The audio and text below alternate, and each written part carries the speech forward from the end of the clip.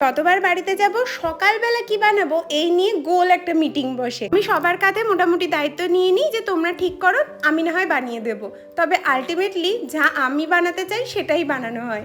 যেমন আজকে এই সুজি বেসনের চিলাটা বানিয়েছিলাম, এত পেট ভরিয়ে রাখে। তো আমি এখানে 1 বাটি সুজি, হাফ বাটি বেসন নিয়েছি।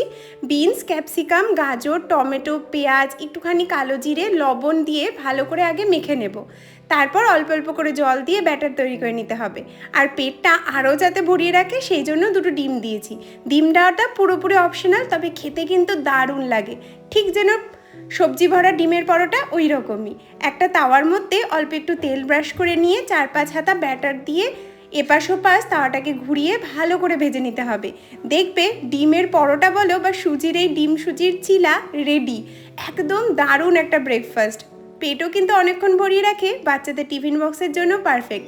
সকালে আমরা সামান্য একটু টমেটো সস আর এটা দিয়েই ব্রেকফাস্টটা সেরেছি। আর হ্যাঁ, ব্যাটারটা কিন্তু ঘন করবে না, একটু পাতলা মতো করবে আর 4 থেকে 5 মিনিট সময় নিয়ে ভাজবে। ঠিক রং চড়া শুরু করলেই আমাদের এই ডিম সুজির চিলা